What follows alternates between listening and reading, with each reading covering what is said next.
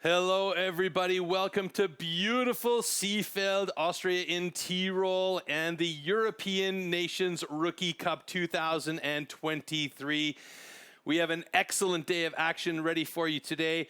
My name is Troy Mannering, and I will be joined today by our expert, Jolanda Gnedinger. Happy to have you here again, Jolanda. Looking forward to some great action today. We have some of the best rookies from around Europe.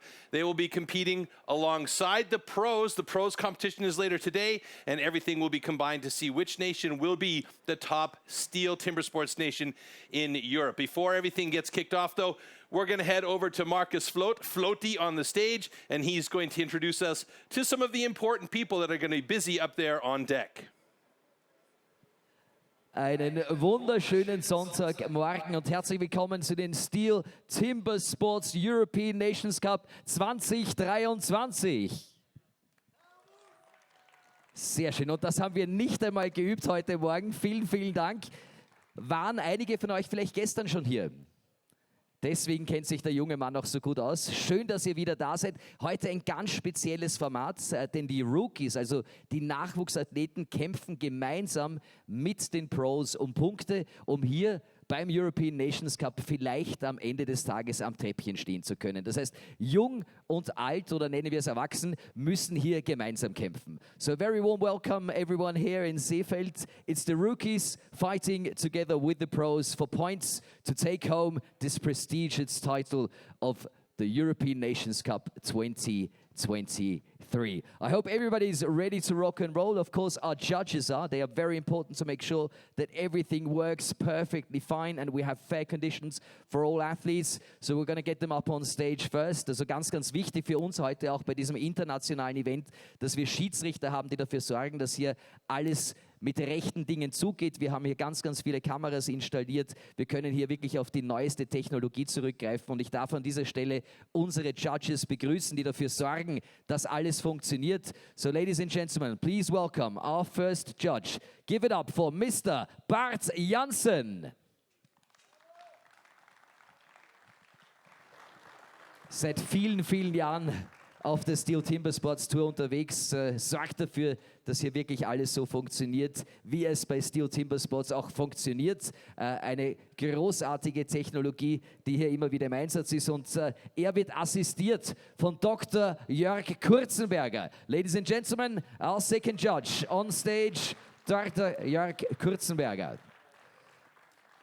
Die beiden kümmern sich hier auf der Bühne darum, dass alles klappt. They are taking care of everything that happens on stage, but we also have a video judge who has to make sure that everything with technology is the way it does. So we're going to have a look at our CCC. Da sitzt er auch schon im Kontrollzentrum. Jules Janssen, auch für ihn bitte einen großen Applaus, hat hier eine ganz, ganz wichtige Aufgabe, taking care of business with all the cameras that are installed around us. Und damit sind wir auch schon bei den Athleten. Wir haben einige Nationen hier zu Gast und das ist das Beste der Besten. Viel internationale Erfahrung haben sie schon versucht zu sammeln. Als Rookie ist das ja gar nicht so leicht, hier auf der Tour zu sein. Wir freuen uns auf das erste Team. Ladies and gentlemen, the first team is Team Switzerland. Representing Switzerland, Albert Kläger and Jeffrey Hübscher. Albert Kläger, ein Fünfter beim Swiss Newcomer Cup 2023 und Hübscher, der Zweitplatzierte beim Swiss Newcomer Cup, ebenfalls im selben Jahr. Wir haben das Team Nordic mit dabei, bestehend aus Dänemark, Norwegen und Schweden. Sie sind die Titelverteidiger So trying to defend the title. Here is Team Nordic. Please welcome Esben Pedersen from Denmark and Edvin Karlsson from Sweden. Pedersen, second place at the Nordic Rookie Cup. Edvin Karlsson, a 3 times winner of the Nordic Rookie Cup and the winner of the European Nations Cup of last year. Also absolute Favoritenstellung. Und wir kommen zum nächsten Team. The next team is representing Poland. Please give it up for Maciej Kosalka and Nikolaj Grönwald.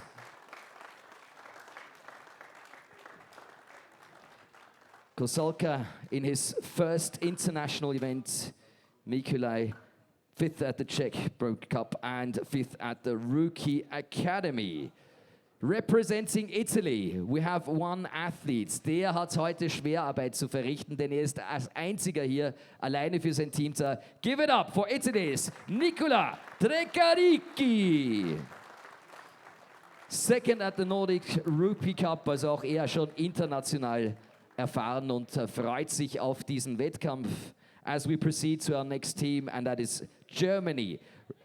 Team Deutschland, Leon Pesch und Tim Anthofer. Leon Pesch, 4. beim Ford Ranger Cup Newcomer und beim Swiss Rookie Cup konnte Tim Anthofer den 6. Platz erreichen. Das ist Team Deutschland und 2 Nationen haben wir noch für euch. Representing France, please welcome Vincent Roussel and Loic Moisson. Roussel, ein 3. beim French Rookie Cup 2022 und 2023. Und Loic Moisson, the winner of the Swiss Rookie Cup. So 2 sehr, sehr international erfahrene Rookies. Und damit fehlt uns nur mehr eine Nation. Just one nation missing. Welche Nation könnte das sein? Das ist Team... Fast. Team Österreich ist natürlich hier am Start. Ladies and Gentlemen, please welcome Robin Konicek und Lukas Wagesreiter. Konicek einen 6. Platz erreicht beim Czech Rookie Cup. Und Lukas Wagesreiter nicht nur eine Bronzemedaille geholt beim Czech Rookie Cup, aber natürlich gestern hier den österreichischen Rookie-Staatsmeistertitel hier in Seefeld erkämpft.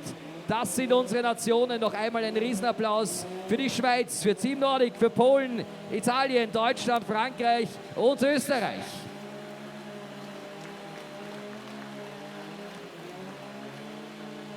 So as you can hear, the souls are getting warmed up.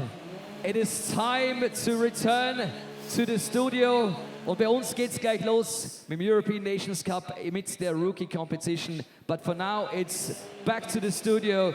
Back to Troy and Yolanda. Thanks very much, Flote. Yolanda, that is quite a crew of rookies that we're looking forward to seeing here today. What are your thoughts on what you've just seen as far as the talent that's on stage? Oh, it is going to be a tight race. Keep your eyes peeled. Don't blink or you're going to miss it. Yeah, it's going to be fantastic. Before this all kicks off, we've met the important people on the stage. Now let's take a look at the format for this event here today and the Nations Rookie Cup. The STIHL Timbersports Rookie Competition. All athletes will compete in 4 disciplines. The maximum points awarded for each discipline result from the number of participating athletes. The first discipline is the stock saw. The fastest athlete will receive points equal to the total number of athletes competing, down to 1 point for the last place in each discipline. The second event is the standing block chop. Points remain the same, awarded based on times, and as with all events, any rule infraction will result in a disqualification and the athlete will receive 0 points for that discipline. As the third discipline, every competitor will need to show their skill in the single buck. And in the underhand chop, it's the athlete's last chance to claim valuable points. The points from all disciplines are accumulated, and the athlete with the highest point total wins the competition.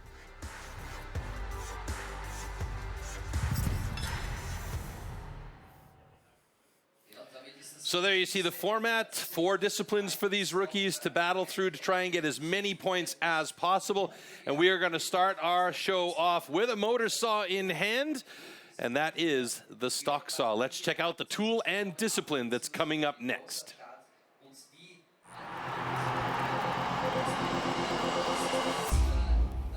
The STIHL MS661 CM stock saw is used in STIHL Timbersports as the ultimate test of operator skill. Designed for the toughest jobs in forestry, it produces approximately 7.3 horsepower, has a displacement of 91.1 cc, and weighs 7.4 kilograms. To ensure evenly and fairly matched saws, professional STIHL technicians prepare and test the saws before each competition. Stock saw.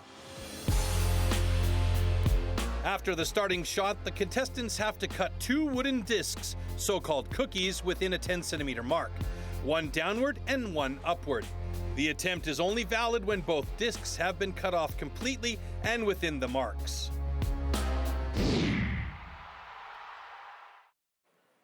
All right, let's get ready to rip some wood. There you can see our list of 7 heats, and because we have 13 athletes, one athlete, in this case, Jeffrey Hübscher, will be alone on stage. That's a tough situation for a guy to get up there. And we've talked about this before, how being alone on stage to start the show off, you've got nobody else up there pushing you, and you've been in that situation too, I believe. What's it like up there as an athlete just to have to start the whole thing off and set the pace? It is definitely nerve-wracking, so as long as you have the right mindset, you're good to go. All right, well, these guys are the best of the best as far as the rookies in Europe are concerned, and they have been training hard. Now, with the stock saw, it's not about power, it's about precision and really knowing your equipment, and we'll talk a little bit about that with Yolanda as we go along here. Okay. But let's get this first heat out of the way here and allow Jeffrey Hübscher to take a breath after he's finished the action on stage.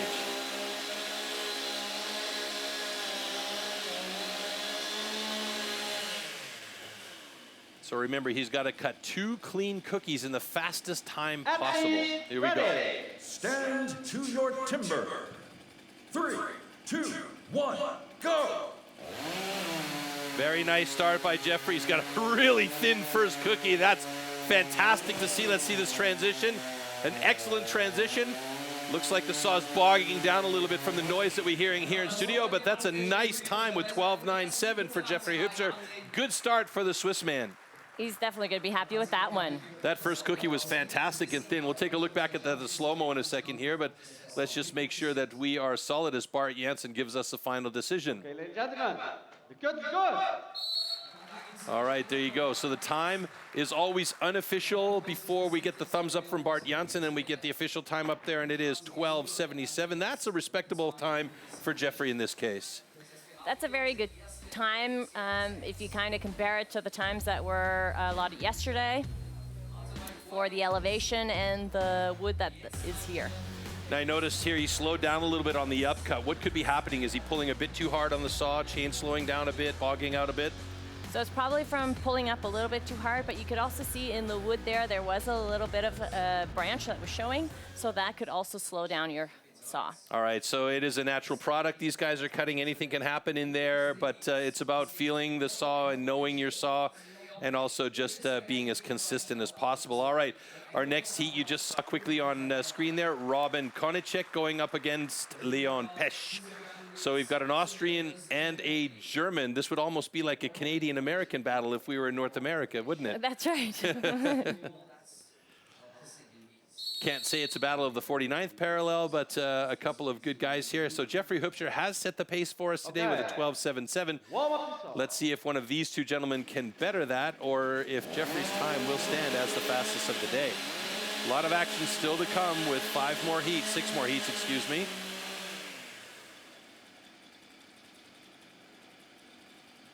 Athlete ready. Stand to your timber. 3, 2, 1, go! Wow. Leon Pesch with a really quick start. Robin Konicek a little bit slower, and he's got himself a fat cookie. Leon Pesch already on that upcut. That's going to be a good time for him, 12.18. And Robin Konicek struggling on the upcut with a 14.52. He's definitely done better than that in the past. His personal best was just over 11 seconds, so that's a tough one for him. Yeah, he's definitely not going to be happy with that cut. And as you mentioned, we're comparing apples to oranges. If we look at previous competitions and everything, we got to look at how the wood's cutting here in these conditions. Okay, ladies and gentlemen. That's right. Stand 1 is good. Stand 2, we have DQ. Incomplete disc. Oh, that was a fast No. time for Leon Pesch, but unfortunately, he had an incomplete cookie. Now, this is kind of part of the learning curve for rookies, is to be able to recognize, oh, I've got an incomplete cookie. I can go back and cut another one. So let's take a look here what happened if we get the close-up on Leon's stand. So you see that Konachek was having some issues with his saw, so his chain brake was on. So he had to take that off before he could start his first cookie. Yeah, okay, and there you go, big time problems there. That's a massive first cookie for, oh, there's and there the cutout. you see the cutout. Yeah, so it's hard to see that when you're standing behind the saw and behind the log, but you gotta kind of keep that in mind, take a look at it. He still had some room on there. He could have done a third cookie. So this is part of the learning process. As I was mentioning, the first thing we saw him do is look up at the time, and then he didn't bother to look at the cookie, because had he looked at the cookie, he could have gone back and cut another one. That's right. Everybody always wants to check out the times, but you got to make sure you get your job done first. All right, so next heat number 3 with Albert Kleger Jr. going up against Marseille Kosalka.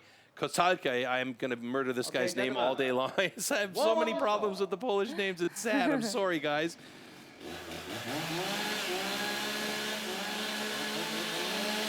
So really important to get that saw nice and warm.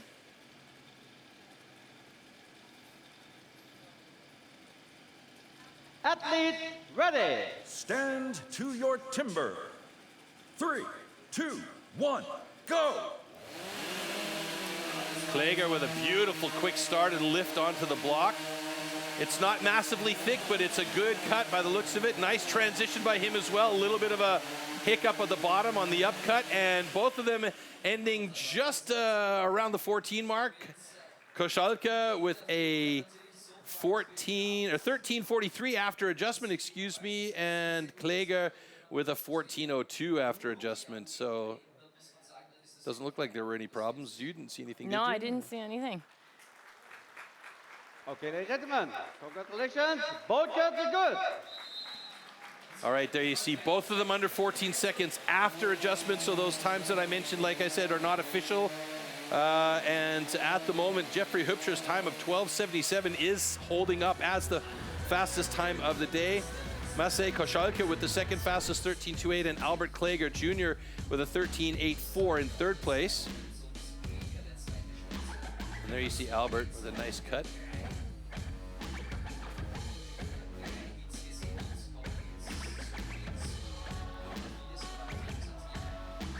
It's always important trying to keep that saw straight because you want to cut as much wood as possible. Which is funny to say because when you're in a chopping discipline, you want to cut the wood, but you don't want to cut more fresh wood. That's right. All right, next heat coming up, Vincent Roussel going up against Tim Anthofer. And tail of the tape has these guys really evenly matched up here. Vincent Roussel with the French national record for the rookies in stock saw. And there you see he is the bronze medalist of the French Rookie Cup 22 and 2023. Okay, gentlemen, warm up your saw.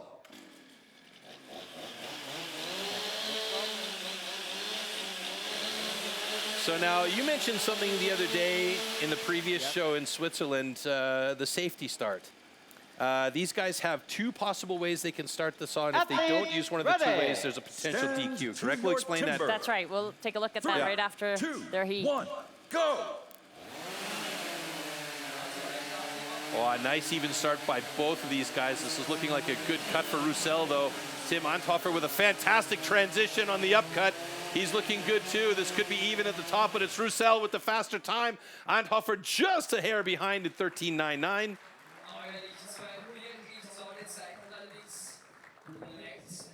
So let's see what happens after the adjustment is made here, and we have a final decision in the decision zone. Okay, ladies and gentlemen, congratulations. Both cuts are good. All right, so that time by Vincent Roussel puts him atop the stock saw board with a 12.76, just 1/100th of a second ahead of Jeffrey Hübscher. Unbelievable. Unreal. Like I said, don't blink. You're going to miss it. Yeah. So let's go back to the starting of the saw, because there are two ways to start the saw, and if you start it with a drop start, for instance, that's an illegal start and a DQ, correct? That's right, because it's all about safety here. So either you can start the saw on the ground, or between your legs, that means it has to literally be between your legs. There's no little space allowed so that it's really safe. And to clarify, a drop start is holding onto the handle and the string and pushing the saw away and pulling on the string, and it leaves the bar and chain of the blade a little bit too exposed, so that's something that we want to try and avoid. Okay, so moving on to heat number 5 here, Nicola Trekkariki going up against Espen Pedersen. Espen Pedersen holding the national record for Denmark, and Trekkariki with a very, very close time, personal best of 10:78. Again, tail of the tape says they're close together, but the cuts will give us the actual deets.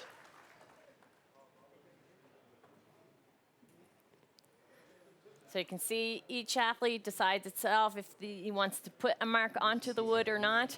I prefer to mark it because when you see something, that's where you're going to end up hitting. So you want to hit that mark, and then you're good to go. So I see a lot of the guys, they put a top mark, and then they put a mark a little bit farther down on the log. So I'm guessing that the second mark that's down on the log is to help guide the upcut. That's right. Okay, there we go. Again, what learned?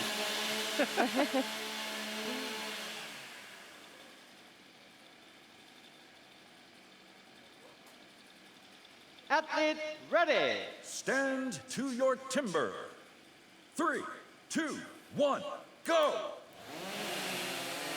So the Danes are really well known as good sawyers, especially when it comes to the stock saw. And here we see look at that is a changeover. fantastic transition by Pedersen. He's going to have a good time here with a 12.67. Trekkariki with a 14.05, a little bit slower. Both of them off pace from their personal best, though. So obviously the wood is cutting a little bit slower here. Now, what could be one of the reasons for that?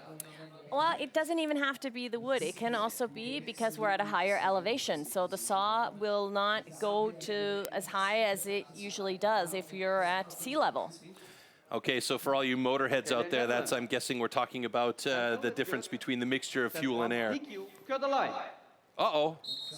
We have a cut line by Nicola Trekkariki. I didn't even pay attention to that one happening, so it happened so quickly. But Espen Pedersen with a clean cut and actually has taken over the top spot in stock saw with a 12.52. Let's see if we can see that cut over the line by Trekkariki.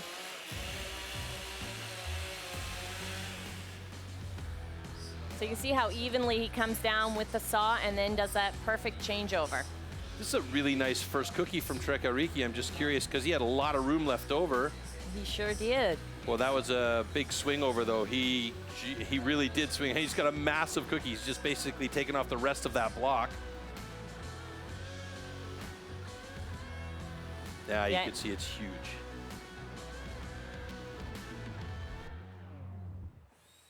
So once you noticed it, he started coming up, but at the bottom, it was already too late. Yeah, and they've got a really tight rule set here. If you even tap the line and then go back over and cut a nice fresh cookie, that still counts as cutting the line. So it's really all about the control of the saw.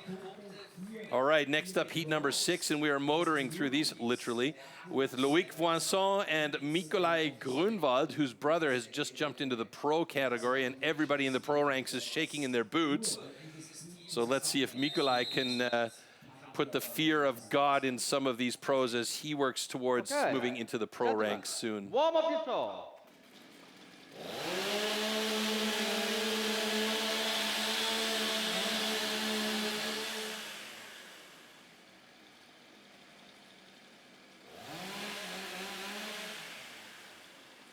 Athlete ready. Stand to Nikolai. your timber. Rushing it at the end there. 2, 1, go!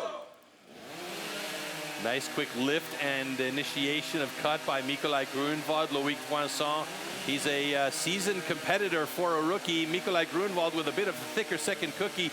And Loïc, by virtue of a thinner second cookie, has got the faster cut. And Nikolai's having trouble on the last of the upcut. And Voisin with a 12.82. Nikolai with a 16.23.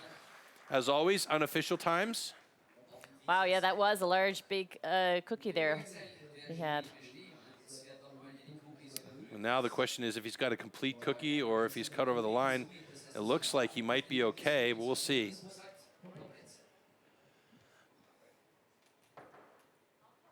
Okay, ladies and gentlemen, congratulations. Both cuts are good.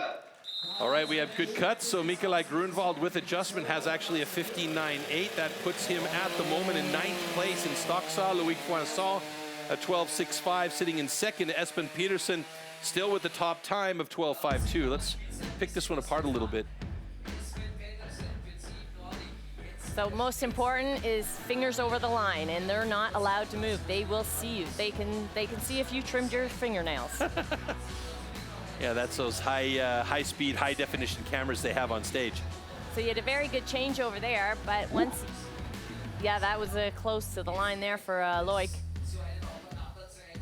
And you can actually see a bit of an angle there. That's something you want to try and avoid because the angle means you're cutting more wood, right? That's right.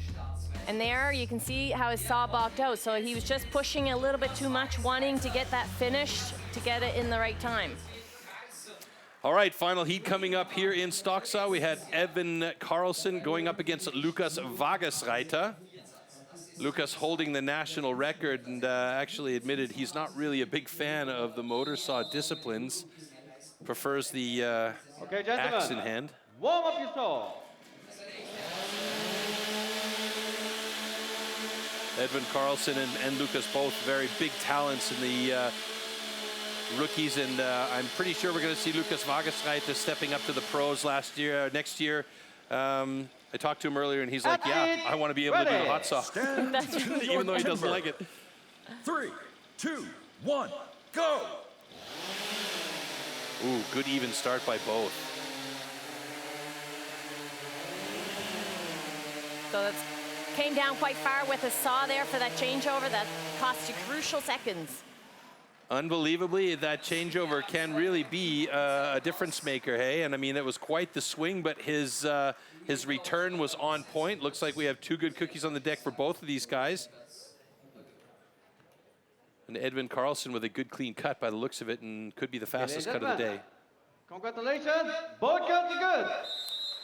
All right, so Lukas Vagesreiter with a 12.78 sits in 6th place in Stocksaw. Edvin Karlsson did in fact cut the fastest with a 12.27.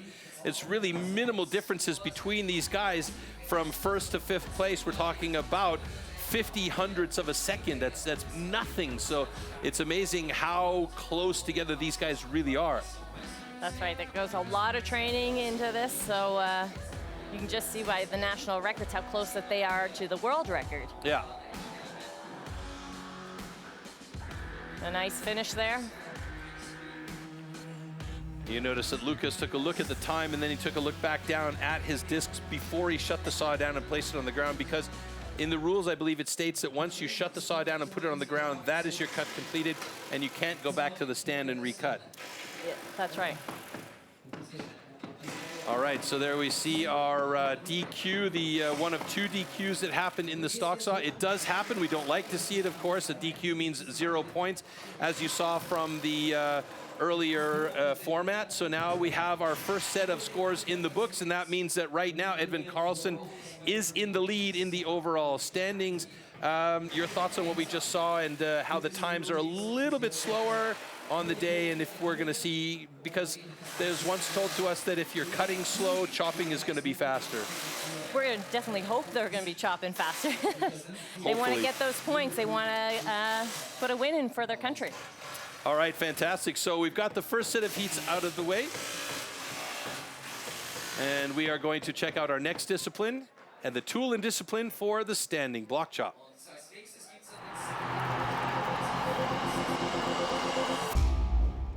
The axes used in timber sports definitely can't be bought at your local hardware store.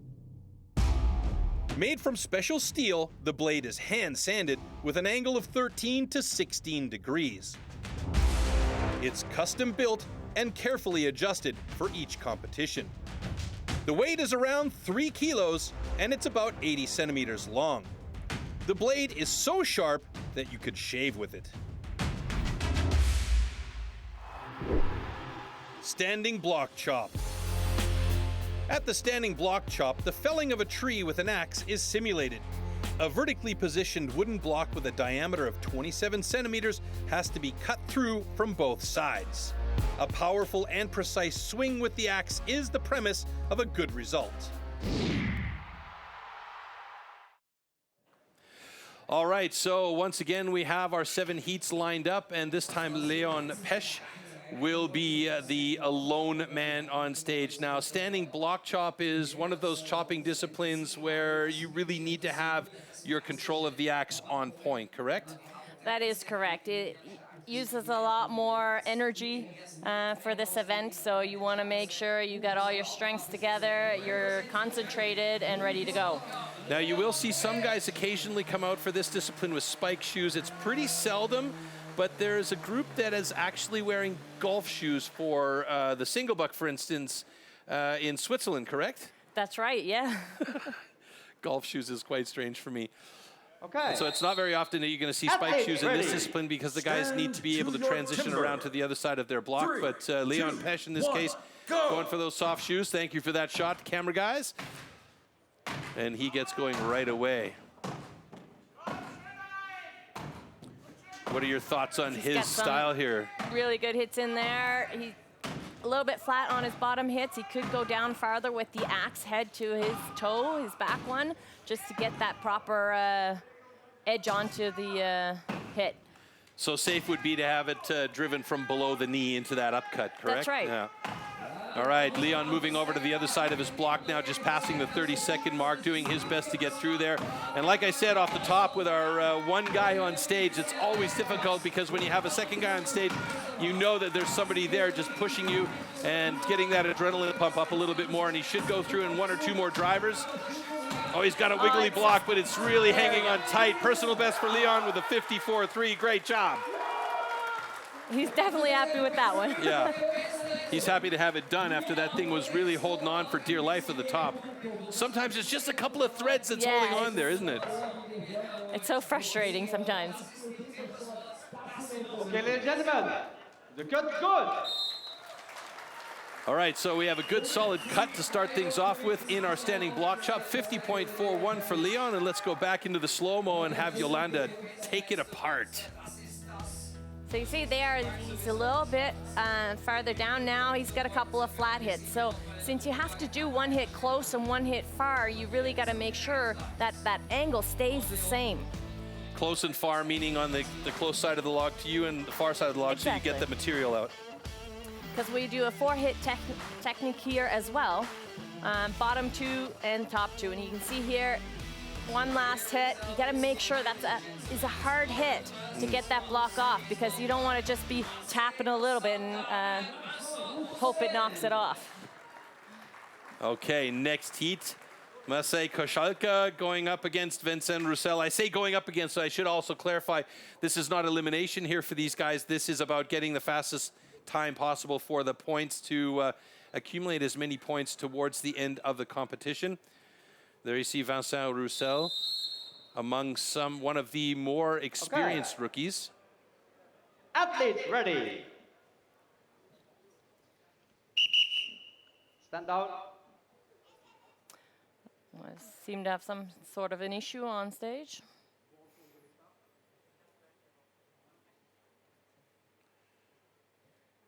Yeah, Bart Jansen's an eagle eye, and he sees something that he doesn't think is exactly on point. He'll stop everything and say, okay, we got to check this out. Okay. All right. Athletes ready. Stand to your timber. 3, 2, 1, go! So a little bit of a slow start there. Feeling usually on go, you want to be right at that block. We actually had that yesterday. The first time ever in competition, our athlete impacted the block at 0-0-0-0. Unreal, Yeah. unreal. Wow, already switched over to the other side for Vincent Roussel. Koszalka struggling a little bit on that first side. In fact, I mean, for a big man, he's not really driving in those hits as hard as he probably could. Now he's moved over to the other side. But it does look like Koszalka's gone fairly deep on that first side, so that could favor him. 41-1-6 for Vincent Roussel, and that's wiggling and waggling for Koszalka right now as well, but it's holding on. I did see a little bit of movement there. Maybe it's just my eyes going back and forth from lack of sleep. I don't know, but... Seems like he's too low. What is it that you said, too, about those flat cuts? And he's got a thread that's hanging on as well, and now he does it 104.24 for Maciej Kochalka.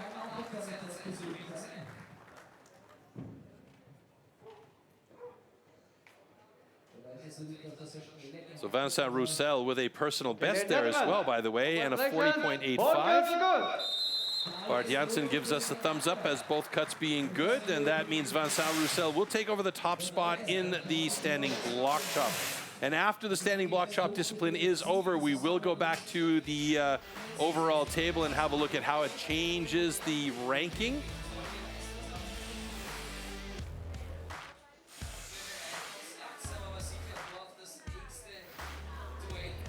Yeah, for me, it seemed like Maciej was maybe not putting as much oomph into it as he probably could have.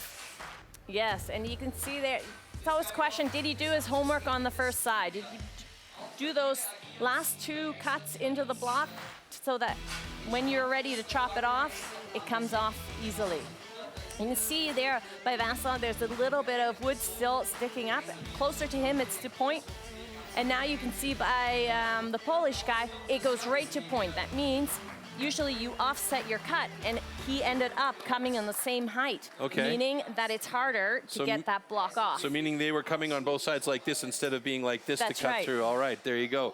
Always learning something here. It's fantastic as we are checking out one of the world's original extreme sports. And why do they call it that? Well, let's find out right now with a little bit of a history clip. Expert woodsman who can cut down a tree more easily than most people can chop one up. When it really comes to tackling large lumps, you can't beat the men of the forestry companies. An axeman's gathering. Thomas is losing the most that gets it.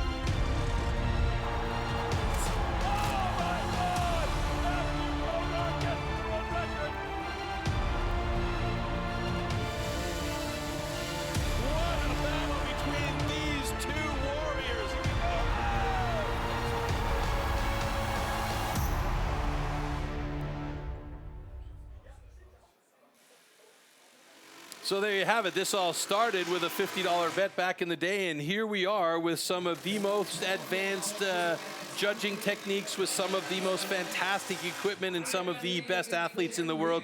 And speaking of that, we're moving up to our next heat on deck between Albert Kläger Jr.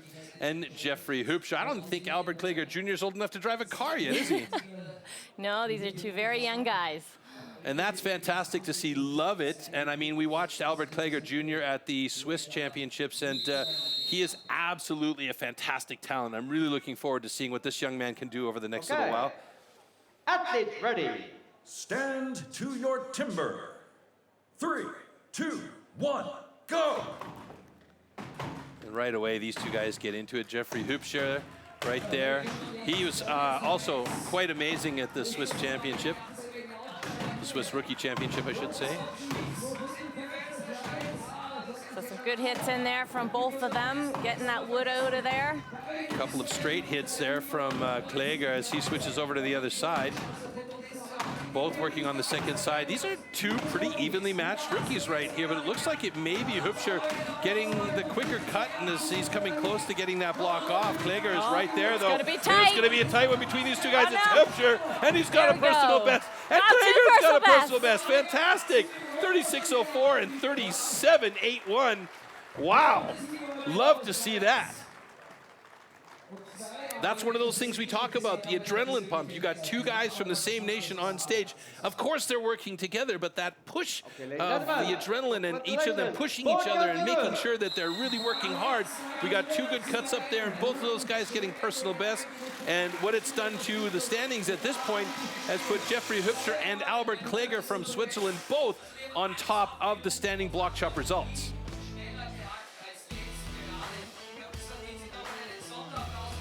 So you can see before by Albert, he's had a couple of sticky with his axe. Couldn't pull it right out. Optimal hit is get it in the wood and be able to pull it out as soon as it's already back in. It's kind of a nice flow that you can get in there. But this also comes with the experience and being able to target the drivers each time so that you're on the same line, right? That's right. Ooh. So you can see he gave it all he's got there, Albert, to try to knock it off, but he was too close. He had too much wood already cut on the other side. He probably could have hit the block in the middle and almost have knocked it off there. Yeah, so you right can see there. that swing. The swing through. Glad I'm not a cameraman on stage standing there watching that shot. Okay, next heat coming up. Heat number 4 with Nicola Treccaricchi and Lukas Wagesreiter. Lucas, a solid competitor in this discipline. Athlete ready. Stand to your timber. 3, 2, 1, go! Right away, that first driver scared our cameraman and our director off of the picture as we take a look quickly at Treccaricchi now.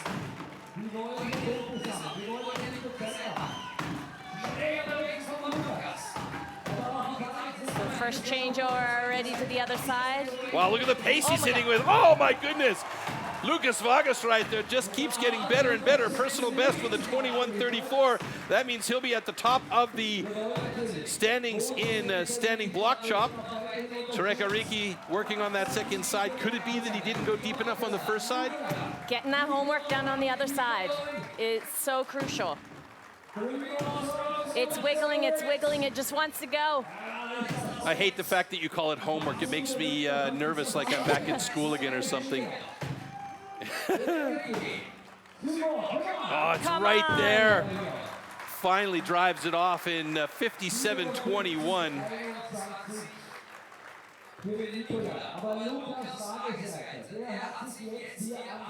So basically what's happened here is Lucas Wagesreiter has just thrown down the gauntlet with the fastest time of the day by 14 seconds with a 21:15. And that is a personal best for Lucas, so great job there. Maybe you can guide us through why his cuts were that much faster.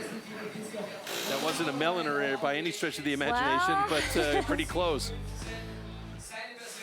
Lucas has some really good hard hits, so that is definitely a bonus for him. He's not a tall guy, so he's got to use his entire body to do these chops. It's not that pretty, his chop there, but he's getting it done.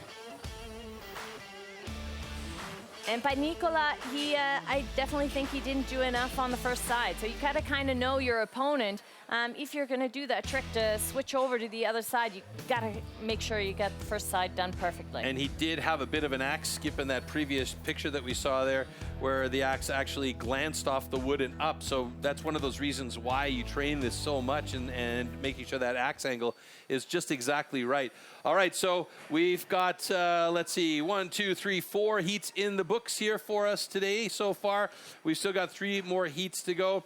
I do believe that we have an interviewee with Floaty right now, and I think if I heard correctly, it's Marcel Steinkemper. So let's head over to Floaty and see what Marcel has to say about today's competition.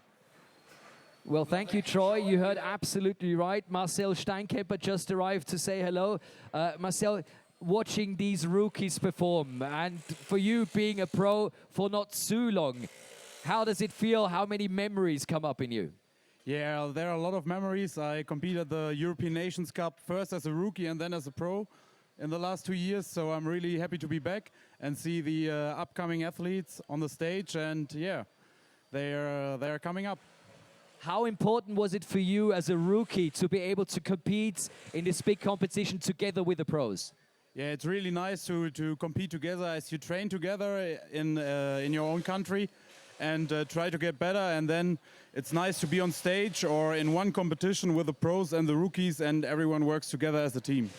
Talking about working together, I would love to work together with you.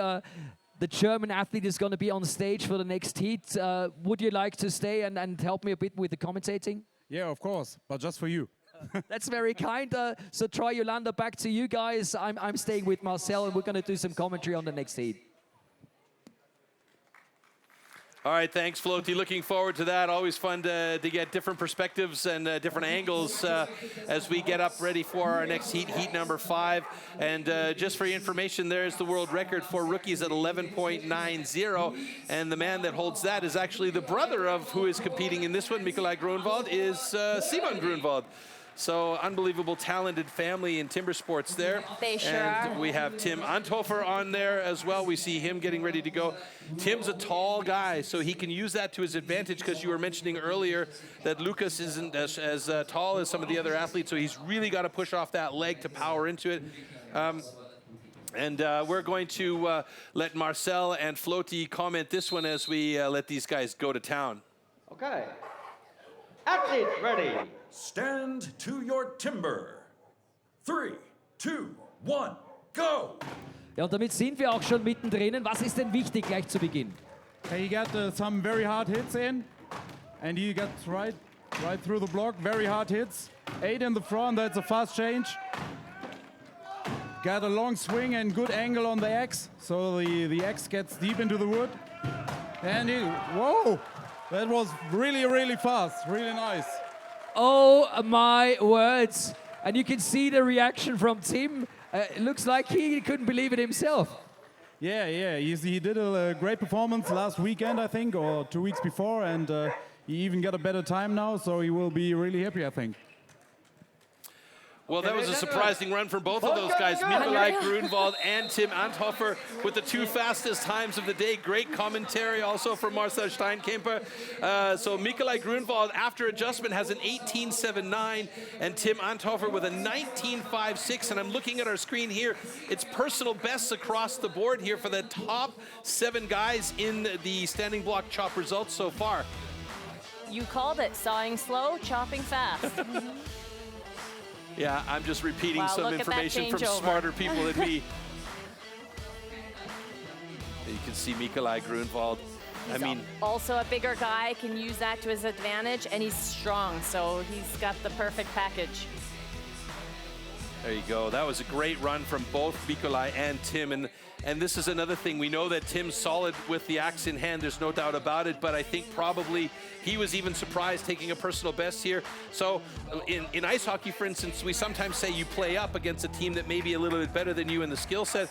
And I think maybe that's what happened. They played up against each other, and that adrenaline fueled a fast time for both of these guys. All right, next heat coming up between Robin Konacek and Espen Petersen. Heat number 6 getting ready to go.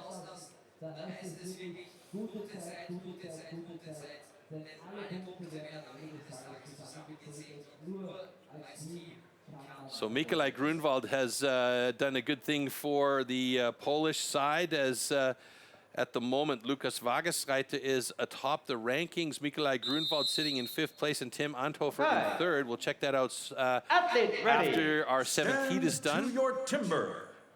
3, 2, 1, go! In the meantime, heat number 6 between Robin Konacek and Espen Petersen on deck and moving. They've got quite the tempo on there right now, so that's good. Ooh, Espen Petersen, that top cut's looking really clean for him. A 1 step on the bottom cut, so actually that's pretty accurate. Now there's a little bit of material left there. Would you have said, okay, maybe 1 or 2 more drivers on that first side for Espen Petersen before he switched? No, I think he did just right, just enough, because you don't want to do too much, because otherwise you're wasting your hits. And Espen Petersen finished his off in 26.10. Robin Konacek in 33.22. So that places Espen Petersen among the top 5 in 4th position, and Robin Konacek also among the top 5 in 5th. So well done for those 2 guys to get in the mix. 1 more heat to go, and then we will take a look at the standings for the standing block chop, and then the overall standings and how it changes things around a little bit. We'll have a quick block change on stage, and we'll take a look at these slow-mos first of all. And you mentioned their pace was quite fast. That's right, so that's a bonus as well. There's different types of ways you can chop. You can hard hit slow or fast and not so hard, but if you can combine that, fast hits and hard hits, then you've got the optimal package. But isn't there a statement that says slow is accurate, accurate is fast? That's true. You could see that second side there from Robin Konachek. A little bit busy, few steps, but he still managed to get through, and that puts him in 5th place in the standing block chop for the moment. So we have one more heat to go. We do have a quick interview again with Floty. He is this time with Espen Petersen from Denmark. Let's head over to Floty. Well, thank you very much, Troy. Espen Pedersen, the man to beat at the moment. You're up in the lead after the first 2 disciplines. You are the defending champion. How much pressure do you feel, or is that something you have never heard of? There's a lot of pressure on my shoulders, especially because we are 4 guys and I will do my best. So, and they will also do their best. And if we don't win last year. Also ich habe den Espen jetzt gerade gefragt, wie viel Druck er verspürt. Er ist jetzt nach 2 Disziplinen in Führung. Er ist der Titelverteidiger mit seinem Team. Und ich wollte einfach wissen, ob er sowas wie Druck überhaupt kennt. Und er sagt, ja, da ist ganz schön viel Druck auf seinen Schultern, eine große Last, weil einfach das Team so wichtig ist und weil man für das Team da sein möchte. Und das ist natürlich eine zusätzliche Herausforderung. Even though there's a lot of pressure, it seems like you have a great atmosphere in your team. Is that something that makes you Nordic guys so strong? I think so. We meet a lot of times in the year, you know, a lot of competition and just having fun in the spare time. Me and Edwin, we was living together for like a week and training. So I would just come to his place in Sweden and then we train. Yeah, that gave a lot. Also er sagt, das große Geheimnis des Team Nordic ist, dass sie sich auch privat so gut verstehen und dass sie viele Dinge gemeinsam machen, nicht nur trainieren, auch ein bisschen private Zeit miteinander verbringen. Und da wird dann aus dieser Freundschaft und dem Druck, den er vielleicht ein bisschen verspürt, dann auch eine spaßige Angelegenheit. Und das sind genau die Dinge, die STIHL Timbersports ausmachen. Espen, good luck for the next events. Keep on rocking, it's been a pleasure. Hat er, glaube ich, richtig großartig gemacht. Nochmal ein großer Applaus für Espen Pedersen. And it's back to you, Yolanda and Troy. You as well, guys. We'll keep rocking in here. Thank you, Floty. Next heat coming up, the final heat in standing block chop, and we're halfway through our competition, and that is between Loic Poisson and Edvin Karlsson, and both of them holding their national records respectively, just around 16 and change, so 16:57 for Loic and 16:11 for Edvin Karlsson. So tail of the tape has them pretty evenly matched up. This is going to be a very fast heat.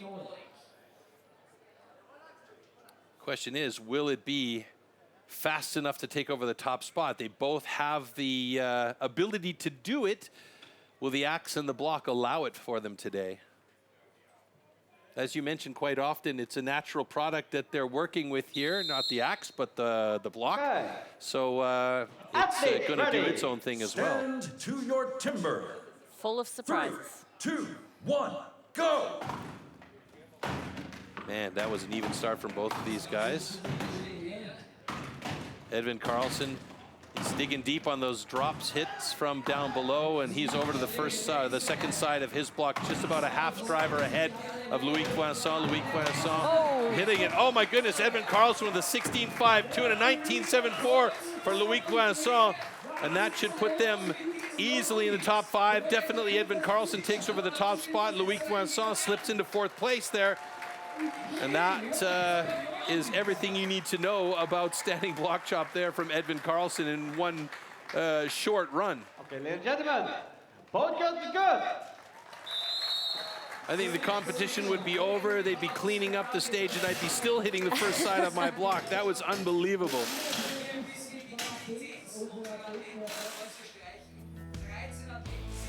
So you can see how they extend that axe as far as they can go to get so much power.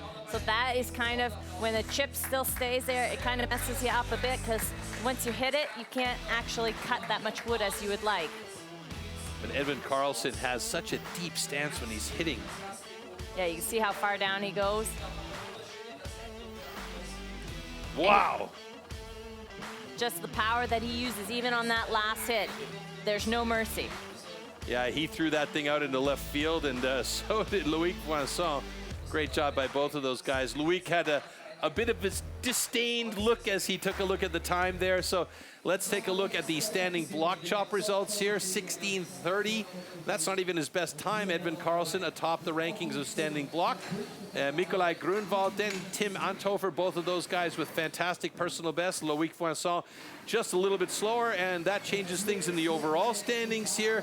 Edvin Karlsson for Sweden and the Nordic crew up atop the rankings. Loic Vincent in second place. Espen Peterson doing great to get them some good points as well. In third place, Tim Anthofer bringing up the fourth place position with Lukas Wagesreiter in fifth place. So that's our top 5 at the moment. We still do have 2 more disciplines to go. They're setting up the stage for our single buck coming up next. So let's take a look at the tool and discipline for the misery whip.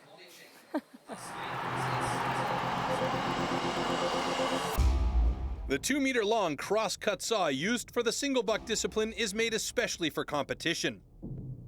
A series of consistently patterned 10-centimeter-long teeth are cut with a laser on one side of the saw and then hand-sharpened. Saw teeth are divided into 2 types, cutters and rakers, just like on the old-school saws. The saw weighs about 5 kilos and its base price starts at around 1,500 euros. Single buck. The single buck is a one-man saw about 2 meters long. With this, the athletes have to cut off a complete disc of a 46-centimeter thick wooden block. The perfect interplay between rhythm and strength is the key to success.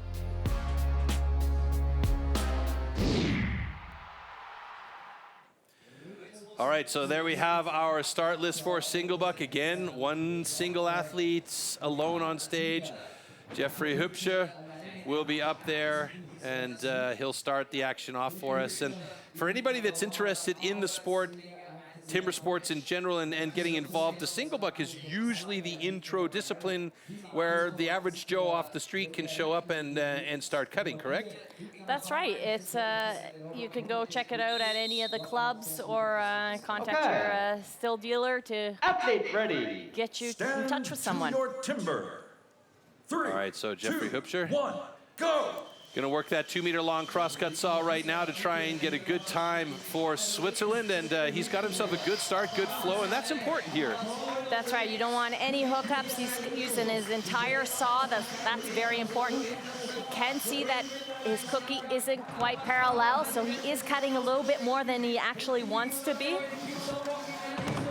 All right, 22.53. He'll take that personal best any day of the week, though, as it's a nice cut to start things off with for our single buck discipline.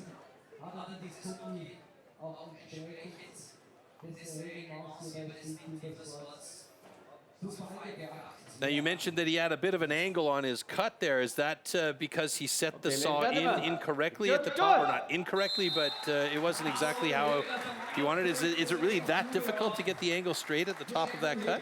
Yeah, it is. Even the slightest angle on it will give you an angle afterwards when you're actually cutting. So it's so crucial to make sure that that cut is straight. You could see those 10-centimeter long raker and cutter teeth just doing the job. Look at the sawdust and the chips coming flying out of there. And he's cutting very even, so he's getting the chips on both sides and cutting a lot of wood. So you have a little bit of a hook up there, and it even pulled in a couple of those chips, which can make it the misery. The misery whip, yeah. Or pull through. Well, it can be your best friend or your worst enemy. That's and right. we go to our next heat between Albert Kleger Jr. and Leon Pesch.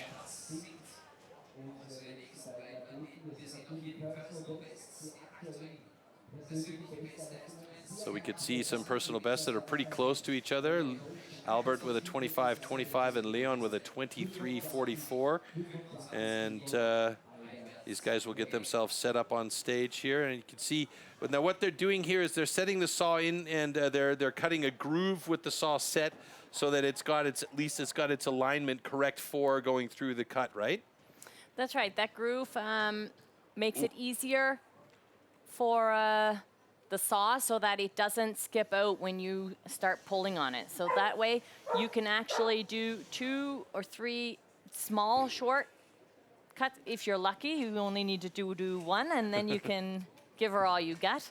But this way, it doesn't skip out. And we could see both of these guys are wearing spiked shoes. They will, in some cases, wear shot put or javelin shoes. In some of the cases where they're really going for the style points, they'll have golf shoes on. To your timber. 3, 2, 1, go! So a really similar style to the way they started between Albert Kleger and Leon Pesch. They both had a very upright standing style, and the way they started was quite similar. Albert Kleger having, it seems like, a bit of the more efficient flow. Leon Pesch going for those quick, choppy, short cuts. Both of them have had some hookups, so we're going to see who gets through there first. Another hookup by Albert. Oh, and he's got a little bit of a tab left, and he's going to have some trouble. He's got to get in there and recut that piece off. Otherwise, that will be a DQ, and he's got himself a really difficult situation because it's the smallest of tabs that are left there, and that's going to mean potentially an incomplete cookie for Albert, which will result in a disqualification. But look, there's next to nothing there to cut. So the question is, will the judges see that as incomplete, or will they allow it? He did try and cut some more of it off and was able to do a bit, but see the two of the judges discussing that now.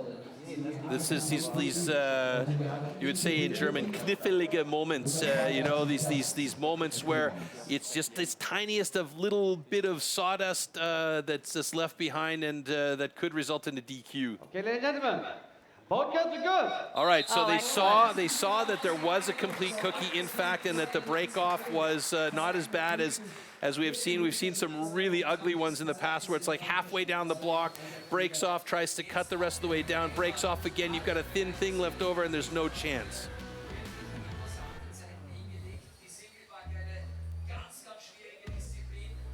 So you can see some of the hookups there. A lot of the time, those hookups happen when you change your eye contact. Sawyers try and look at the same point the entire time, but as soon as you look a little bit different or something changes, you change your stance, that's when that hookup happens. Or rocking the saw a little bit, or a little bit too much in this case. Even standing up a little more, kind of loosen your balance, all those things can throw you off and then hook up. Right there as we see where that piece broke off. I think Albert had the luck that he was on the drawback as it broke off, so that piece went with it. So with respect to him still getting the good cut, I think probably that's where he had a little bit of luck. All right, next heat coming up, Vincent Roussel against Maciej Koszalka.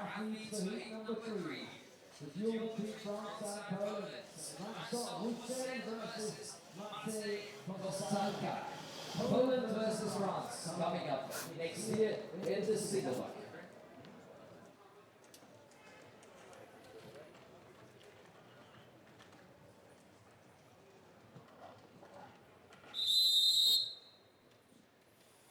Okay, athletes ready. Similar positions by both guys to here. your timber. 3, 2, 1, go! Both athletes have that quite steep angle on the saws. There's two different ways really to saw, either flat or with an angle, depending on who has made the saw. Height plays a role there too. That's right. Vincent Roussel looking good. Koszalka also looking quite good there. New personal 1982 best. for Vincent Roussel, personal best, and Koszalka with a 21.99. So that Vincent Roussel's time of 1982 will put him atop the leaderboard for single buck.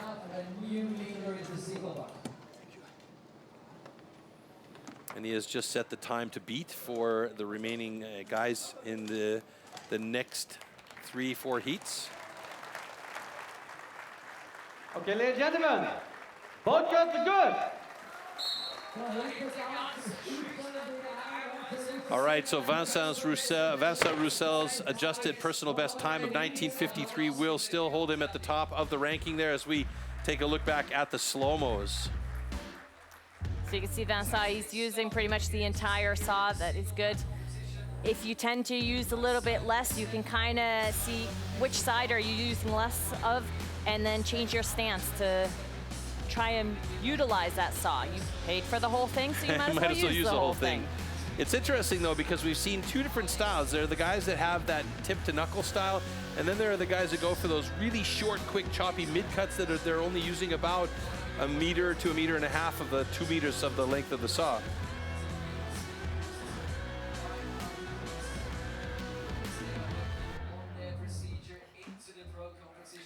All right, next heat coming up, heat number 4. Tim Anthofer and Nicola Trecaricchi going up on stage. Both these guys have pretty good personal bests, so we could see some changing of the guard here at the top. Tim Anthofer, tall, and he's using a KBT saw. Now, what's the difference between a KBT saw and one of the other saws that we might see out there? So it's just the maker of the saw. Okay, but the angle of the way the blade or the teeth are set up is the same throughout the different saws, correct? Similar. Okay, very similar, yeah.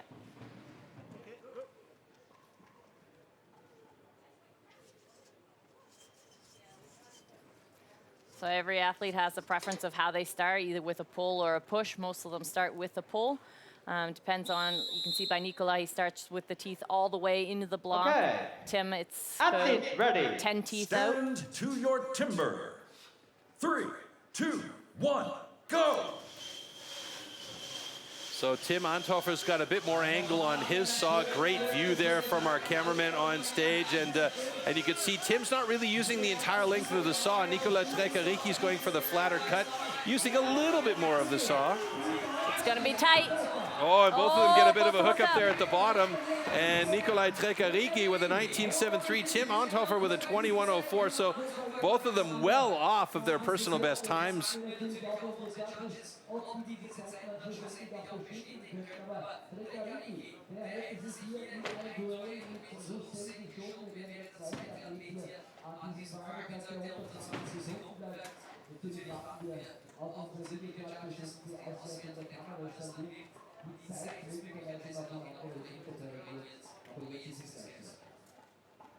There's Alessandro Ciapponi taking the saw for Trecaricchi. Both cuts are good. Bart has his desires for the way things should go down out there, and why not? He is the man in charge on the stage. All right, let's take a look back at the slow-mo here. So yeah, you can see how Tim does have more angle on his saw, but he is a taller guy, so that's why he's going to opt for that option. Nice long cuts, hook up there. See, Nicola, he's kind of bending his saw a little bit. You do not want to do that too much, because all of a sudden, if it hooks up, it'll literally bend, and it takes so much time to get back into the flow of things. The other risk is if you're on a hookup on a push-through and it bends, it could break that block off, and we talked about that earlier on, which appeared to be happening there, but luckily he was right at the bottom of his cut. Yeah, with Albert Klager, that was an issue there for him as well, because he thought he had to cut off that little piece, and luckily he was on a draw-through and it broke off, so they deemed it as fair. But we got a couple of good cuts here for these guys as we set up our next heat, and we are motoring through this single buck quickly as Espen Petersen will go up against Robin Konacek. And both these guys, again, tail of the tape, telling us that both of them are really evenly matched up. Now I'm noticing Espen here is putting his saw in upside down. What's the purpose there? He's just making, so no, he's just I think clearing he's it just up. getting everything ready. But some of the guys, they do put it in upside down to try and get those chips out. Because you can see a long one that's stuck right there to the bottom. I'm hoping that's not going to give him any issue. Once he does that first pull, that it pulls it in and hooks up. Okay. Athletes ready. Stand to your timber. 3, 2, 1, go! And immediately a hookup by Espen Petersen, it looks like.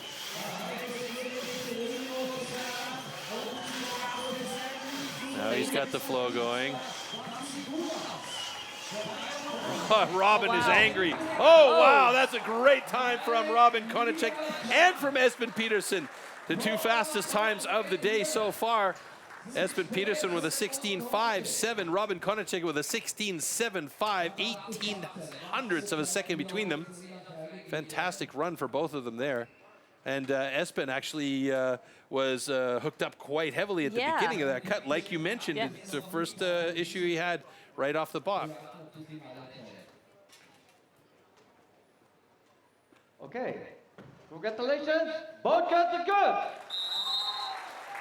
So once again, we get some more shifting in the single buck standings with Espen Petersen, 1634, giving him the top points. But there are still 2 more heats to go, and that is Loic Voisin, Lukas Wagersreiter, and Nikolai Grunwald and Edvin Karlsson. Now, Nikolai Grunwald, their family is definitely, we're talking heritage timber sports athletes, and one of the things that they're very good at is the single buck.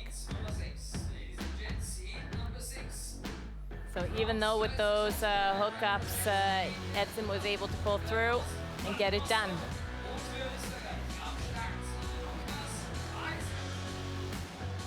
So it's always a question when you have a hookup like that, does it bother you? Can you get your nerves back in the right spot and pull through? All right, so here we go. Loic Voisin up against Lukas Wagersreiter. These guys have battled each other many a time in the past, both of them holding the national records, respectively, for their countries. And both of them really evenly matched up at around 11 seconds and change. In fact, it's 0.2 or 0.02 of a second that differentiate these two guys.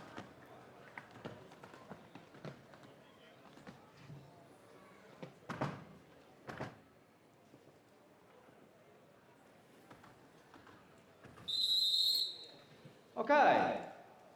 Athletes ready. Stand to your timber. 3, 2, 1, go! And both of them have very similar styles as well, at least at the start. They both saw very flat because they're not that tall of guys, so you automatically get a little bit of an angle once you start sawing. Oh, and Vincent, oh wow, look at the times! Loic Vincent, 14.34, Lukas Wagersreiter, a 15.04. So those are quick times, and again, a shifting of the rank. And I'm telling you, those guys, they know each other for years now, competing against each other. They're on stage with each other, and they're going, I'm gonna get this guy, I'm gonna get this guy.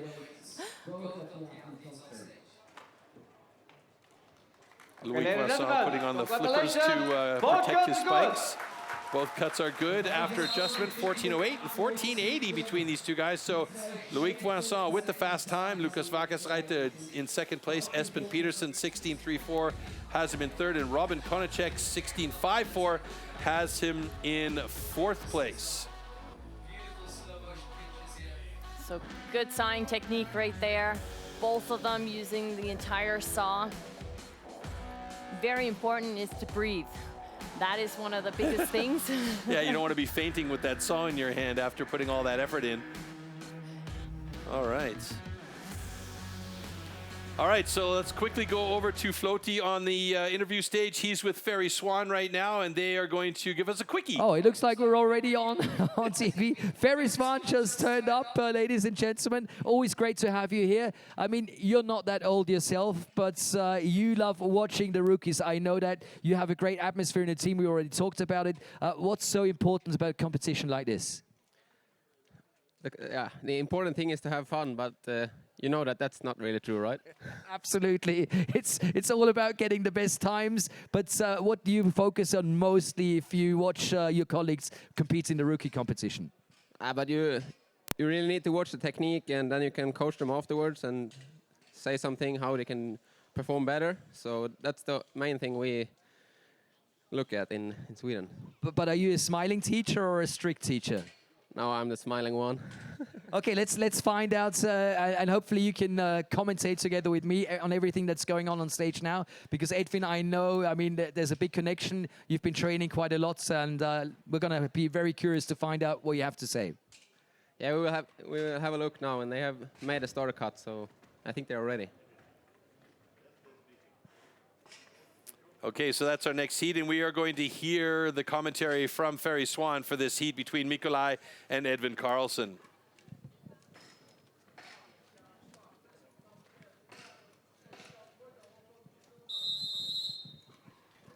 Okay. Athletes ready. Stand to your timber. 3, 2, 1, go! So off we go. Yeah, good start on Edvin there. A little bit of a hang up, but he's moving really smooth as fast here. So you're having a really good cut, actually. Come on, yes, good cut from Edwin. Really nice, really nice. He knew you were watching. Come on, don't give it that. 12:24. Yeah, really good cut, even if I have a little hang up there, but really fast time. Okay, so we'll talk about that later. Unfassbare Zeit von Edwin Carsten. Ferry Swan, thank you so much for showing up. We'll see you in the afternoon fighting for points at the pros competition. Thank you very much. Großer Applaus für Ferry Swan, liebe Fans. Auch er ab 14 Uhr dann hier bei uns im Einsatz in der... Wow, I mean, that was an incredibly fast time from Edvin Karlsson right away. He takes over the top spot in the rankings here. Congratulations, both cuts are good. Well, there you have it. Nikolai Grunwald with a 19.85, sitting in 8th place at the moment in the single buck rankings. And we'll take a look back at the slow-mo here, and I think maybe Edvin was a little bit surprised by that as well. He's got the right posture for a good sawyer, so he really used that entire saw and gave it all. 12.03 after adjustment. Nikolai Grunwald, he was a little bit more over top of the block there than he was over the blade. Oh, and he we had didn't to even see that. We didn't see that, yeah. Ah, that's why. I was a little surprised at his time, because usually he is a lot faster. Yeah, I was mentioning that his whole family is really strong in that particular discipline. So we saw at the bottom that Cookie did break off, and he had to go back and set the saw and cut off that little tab.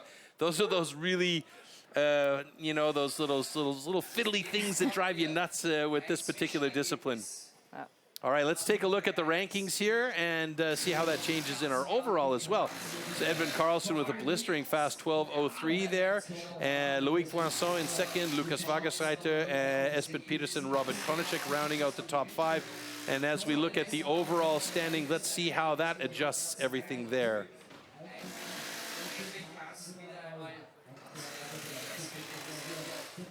So there we go, overall standings.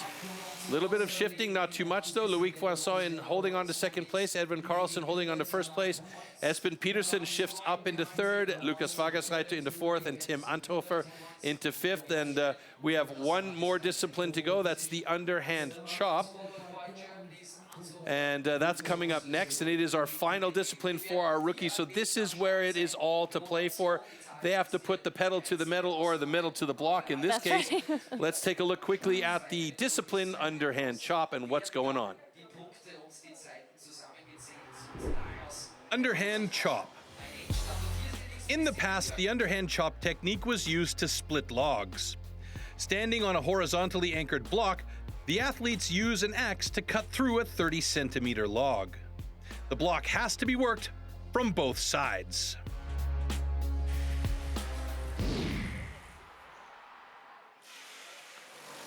So Leon Pesch has the unlucky 2 times starting alone situation on stage. And he will open up the final discipline for us in the underhand chop. What's important here for these athletes, other than cutting quickly from both sides? Just gotta really do your first side, make sure it's nice and clean so that you have less work on the second. And is it better to have an open face on the first side or an open face on the second side, like more angle? Or, I mean, I'm always confused by this because we could see the 2 different angles on the 2 different sides. What's the play here?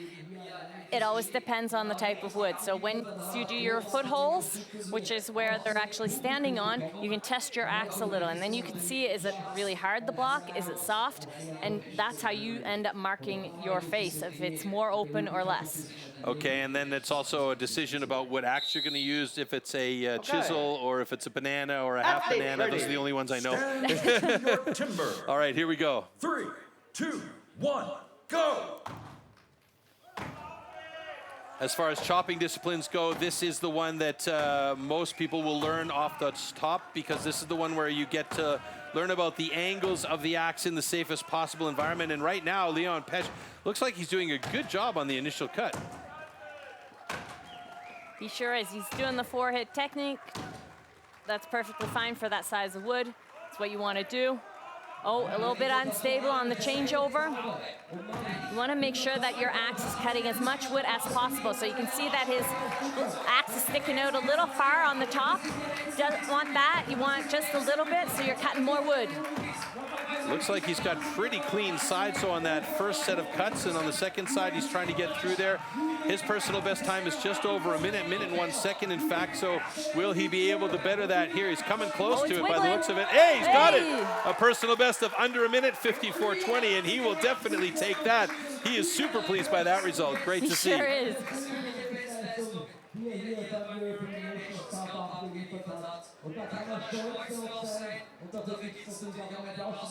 Okay, ladies and gentlemen, good.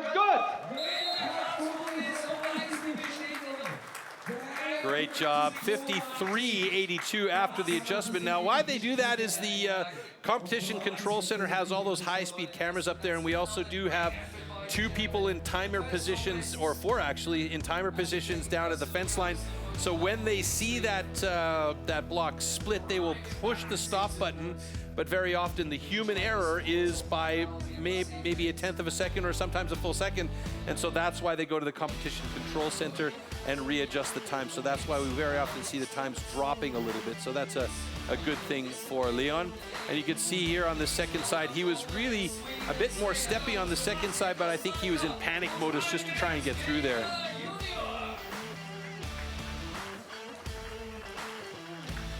Yeah, you can see he was ultra pleased by that result, and so he should be. All right, next heat, Maciej Koszalka and Albert Kläger Jr.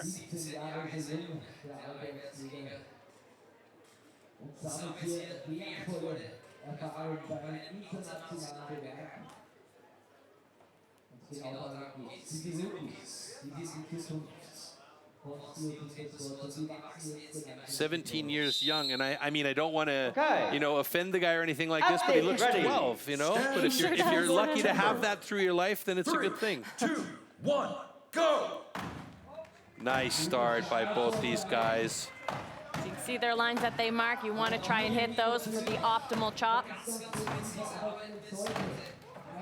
Also have to be really careful because these guys don't want to cut into the footholds that they've established for themselves, because if they do, that will result in a disqualification. We saw that yesterday during the competitions on a couple of occasions where they did get disqualified for cutting the footholds, but it's about the precision and everything. Step down there by Koszalka, but very important is that he didn't swing the axe and drive it into the block when his foot was on the ground.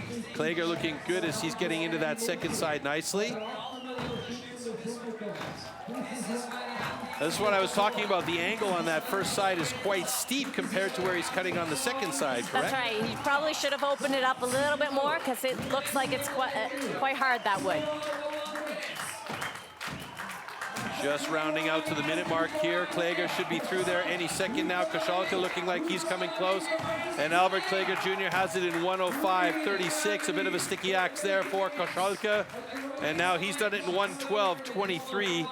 They do have a 1:30 time, correct? That's so right. If they get to a 1:30, it's a timeout DQ.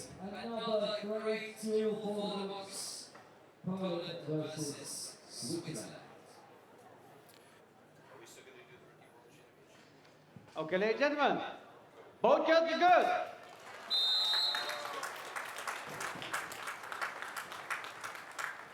So those times are not really those that they had wanted, but done and dusted in the books, and off to the next. Yeah, I mean, it's the way it goes sometimes as we take a look back at the slow-mo. It was a good start for both of these guys. Yeah, they had some good hits. You want to really make sure that that axe goes into that wood and bites as much of it as you can. See a little bit of a step there. For every step that you have in there, when it's not a smooth, nice cut, it just costs you so much more energy, so much time. What was it you told me the other day? You're just cutting new wood then in that case every That's time. right. A step down there, you got to make sure that you're back up on that block for that hit, because otherwise you will be disqualified. You also saw those chainmail socks and leg protectors that Koszalka has on his legs. Those are important and a requirement for all the athletes, regardless of whether they're in the pants or out of the pants. They have to wear them. All right, so there we have our first 2 sets of heats, 1 and 2 done and dusted. These rookies are really, I mean, you could see the skill level, you could see how they're coming along and the progression every time they get out. And we're seeing that a lot today because we're getting a lot of personal bests. That's right. Yeah, we want to take a look back at the Rookie World Championships from 2023, and you can see again just where this talent is going and what kind of future STIHL Timbersports has. Welcome, we are here in Rotterdam for the International Rookie World Championships 2023.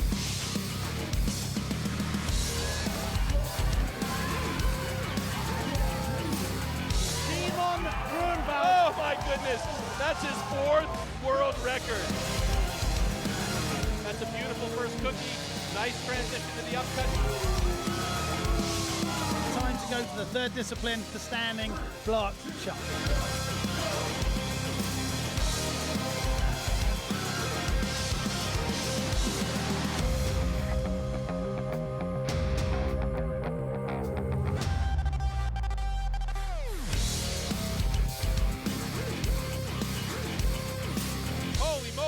Look how fast Grunwald is. We might have another world record.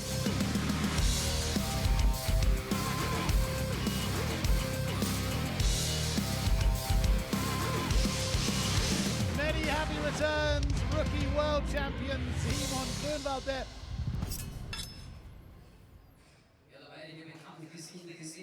Well, there you see on a worldwide scale the number of incredible rookies, and we have a good crop of them here today as we move on to heat number 3 in the underhand chop between Vincent Roussel and Tim Anthofer. You'll see that these guys are bringing out 2 axes. We talk about this quite often. The reason for having 2 axes is what? So either you have to decide which axe you want to use. Get out there, use it, and it doesn't work. It keeps sticking. You have the option to change. Okay. An axe handle can break. Ready. There's a lot of things that can happen. Timber. 3, 2, 1, go. All right, getting underway with Vincent Roussel and Tim Anthofer. Some nice cuts there from Vincent Roussel. I think that's Vincent's block. Tim Anthofer over to the other side of his block. I'm not sure if that was before or after Vincent. No, Vincent's still on the other side. Still on the other side. Interesting. Now he switches over. Tim Anthofer with a definite advantage at this point as he just gets past the 30-second mark to open it up at a 31:56. So Tim Anthofer with the time to beat for the moment. Vincent Roussel trying to get done in under a minute here. So he's got quite a sticky axe. And there you go. 48-35, so that'll be enough for second place at the moment, but Tim Anthofer with the top spot in the underhand chop. But the next heat is going to have a man who is very, very strong in this discipline, and that is Lukas Wagereiter, so we may see that time fall as well. I'm not going to make any predictions, but you never know. So both cuts are good. We have the go-ahead for stage clearance and a bit quick cleanup, and we'll take a look back at the slow-mos here between Vincent Roussel and Tim Anthofer.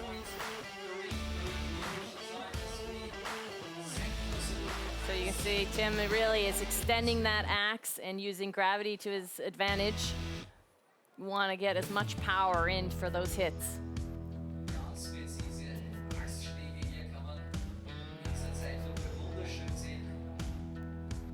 He's chipping out nicely there. And he opened up his face fairly wide. He made that right decision already. So now we mentioned, or you mentioned, that having a bit harder wood, you open up the face wider, so that was a smarter decision. It's okay to have a closer face if you've got softer wood, right? Yeah. Is it going to cut quicker that way, or?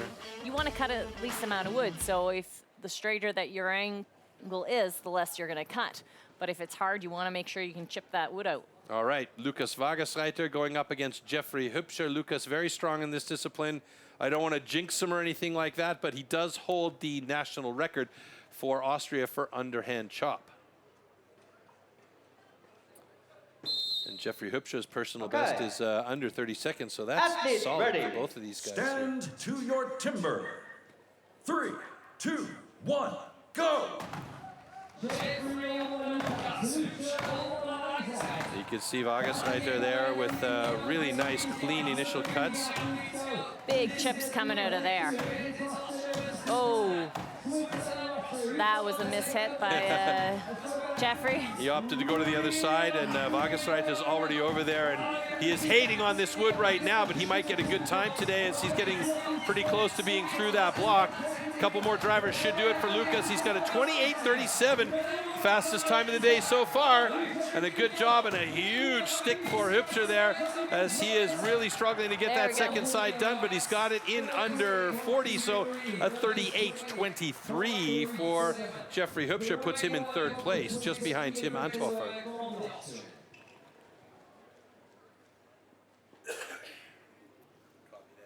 Okay, ladies and gentlemen, both cuts are good.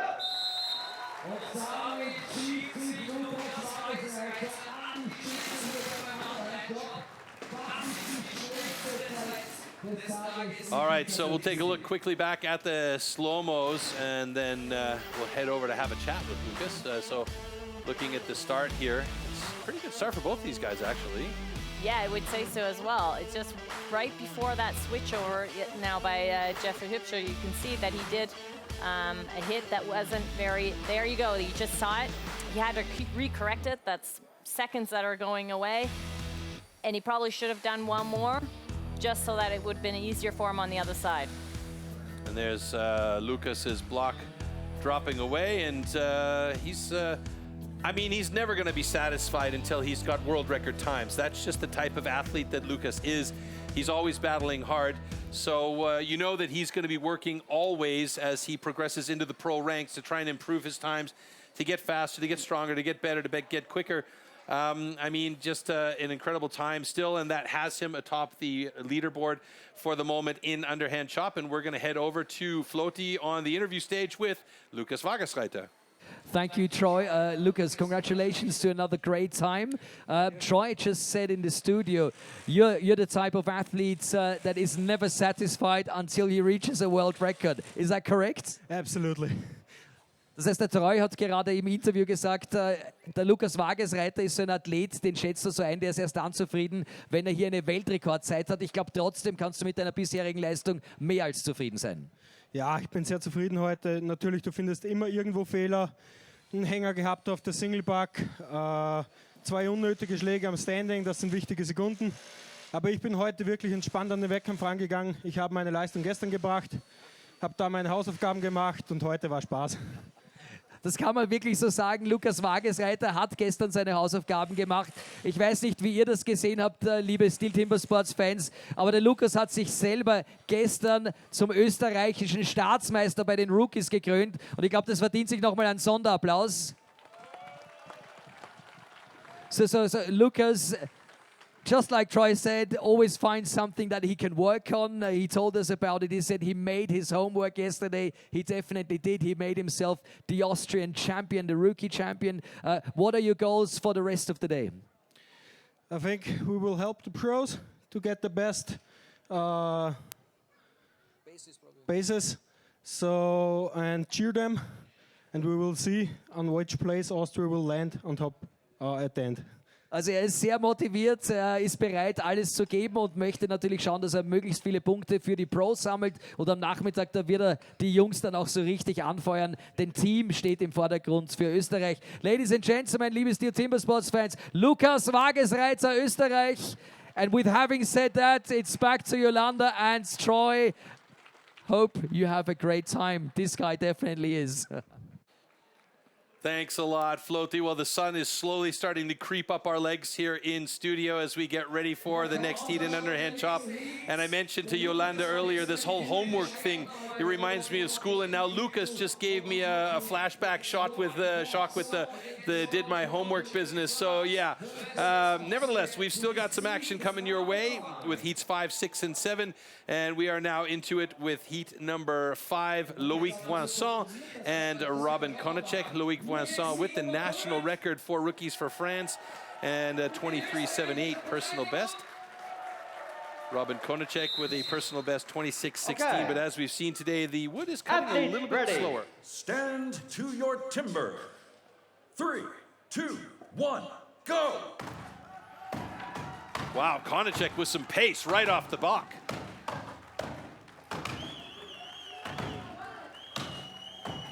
Loic Voisin there. A little bit of a shallow first side, isn't it? Yeah, so he did put his drivers in there, pre-cut, but we'll see what happens on the other side. Konachek was quick to the other side of his block. He's aiming to try and beat his best time by a hair. It's not going to happen this time, unfortunately, as Loic Voisin gets through into 27.54. Konachek just passing the 30 mark, struggling to get that second side done as he goes down fairly low, actually. And now he gets through in a 38.71. So not the time that he wanted. No. And that pace that he had on the first side, it showed signs of being interesting and being good, but didn't really work out for him. Ladies and gentlemen, both cuts are good.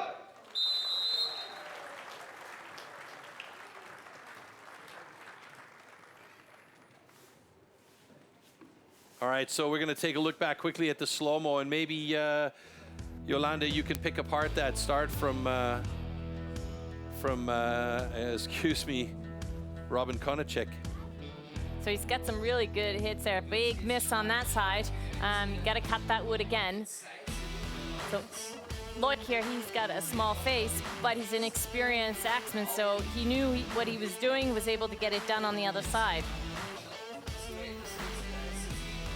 This is a trend that we've been seeing in the underhand chop, is the pace at which these guys are chopping. So it's about finding that balance between hitting quickly and hitting accurately with power.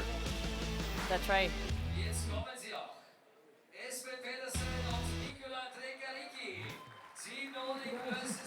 All right, so the next heat, Espen Pedersen going up against Nikolai Trekariki, and we're going to have another guest commentator on this one. This time it's going to be Mitch Perrin going to be doing the call on that one, and we're going to head over to the interview stage for that. Absolutely right, Troy. Michel Perrin has found his way up next to me. An dieser Stelle vielleicht einmal ein großer Applaus für Michel Perrin. Der Pro aus Italy ist jetzt auch bei uns.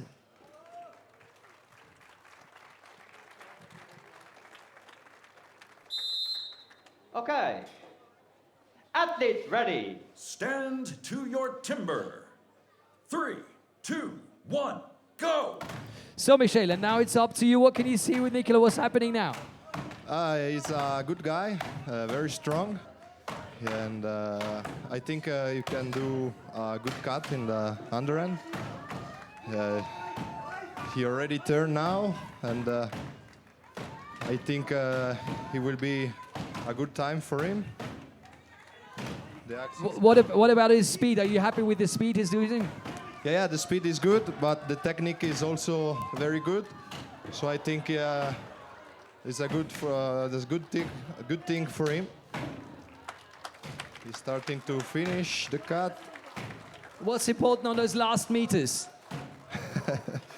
I don't know. Nobody really knows. Actually, the support from the crowd, that's also very important. Yeah, I think for that competition, the crowd is crucial for the speed and for the power of the hit. Da haben wir es gehört von Michel Perrin, einem Pro, der heute ab 14 Uhr für Italien an den Start gehen wird.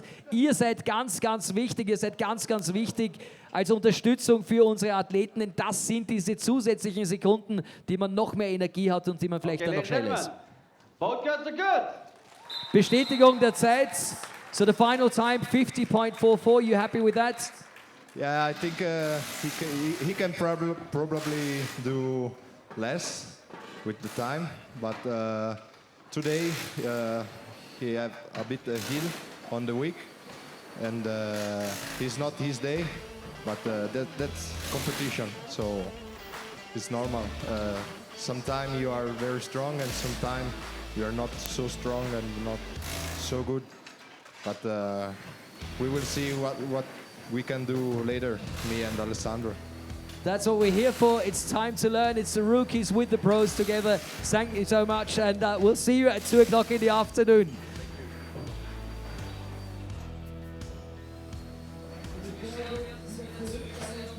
That was the last crazy hit there from Espen Pedersen. He had a lot of stuff left over. There's a major chip out, hey?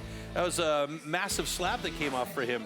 Yeah, so he didn't have the entire place to stand on it.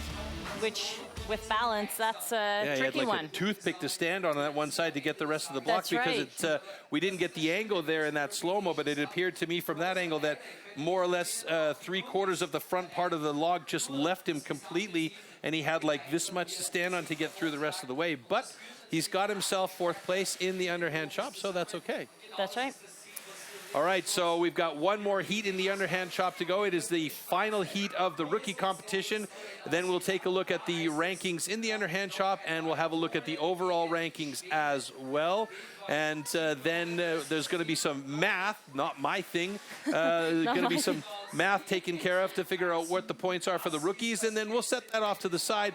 And then later on this afternoon at 2 p.m. local time, we will have our pros on stage. Then we'll do a little bit more math at the end of their competition to find out which nation is the Timber Sports nation for Europe. In the meantime, let's get back up on stage for our next heat.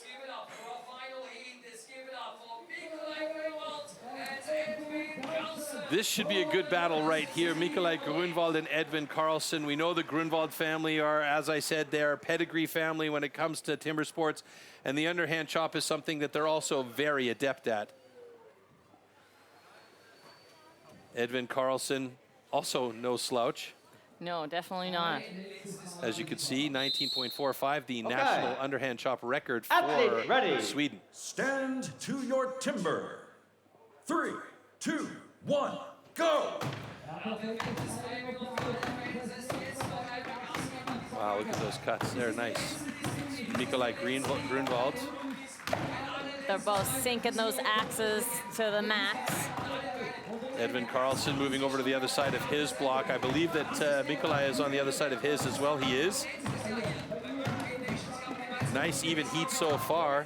Edvin Karlsson definitely the stronger of the two guys here, as he's going to get it done in 26.97 and Grunwald in a 27.56. So they were very, very close to each other.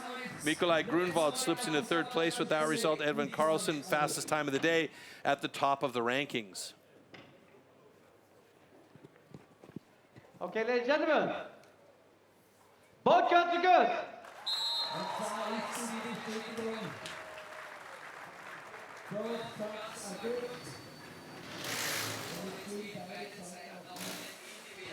All right, let's take a little bit of a pick apart on this one here, Yolanda. So like I said before, really good deep hits that they're doing, getting rid of that wood. Little stick there. Didn't seem to bother Edvin at all as he slipped over to the other side, though. I noticed on Nikolai, he had one piece of wood just hanging there, but it was like hanging in the middle. It wasn't anywhere near the cuts. Is that going to disturb the cuts at all? It all depends on how good of a mindset you got. Some people, they get nervous, they take the axe, move it out of the way, lose crucial seconds, and then the other ones, they just give her and get that piece out of the way with the next hit. Well, it depends on the player. Okay. Underhand chop results are right there on screen for you. Edvin Karlsson at the top of the ranking list. Nikolai Grunwald slips into 2nd place there after they adjusted his time, so it's actually a little bit of an improvement for him. Loic Voisin in 3rd, Lukas Wagersreiter and Tim Anthofer in 4th and 5th. Then we have Peterson, Hübscher, Konacek, Roussel, Trekiarki, Pesch, Klager, and Koschalke rounding out the remaining guys as we take a look at the final results here. For our rookies, Edvin Karlsson on top with 52 points. That's a great point grab for our rookies and for the Nordic team. Loic Voisin doing a great job for France, as well as Lukas Wagersreiter doing a fantastic job for Austria. So those points will be adjusted slightly. Those aren't the points that are going to be carried over to the pros later on. Like I said, there's going to be some math being taken care of. But thankfully, that's not on me to do it. So right now, there you can see how the points are lined up. The Nations Cup, Team Scandinavia in the lead, Team France, Team Austria, Poland, Germany, Switzerland, and Italy, as we saw in the rankings after the rookies were done and dusted. Now, we do have Floaty with our rookie winner so far, and he is with Edvin Karlsson right now.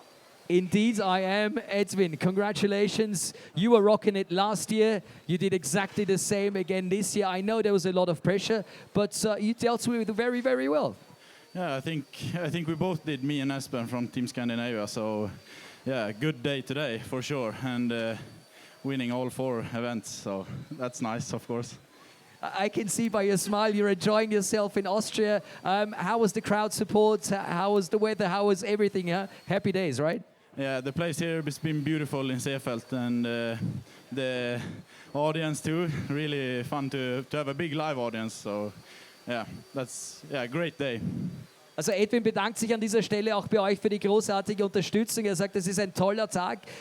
It's going to be interesting to see now that you guys are finished and the pros have the pressure. Isn't that nice?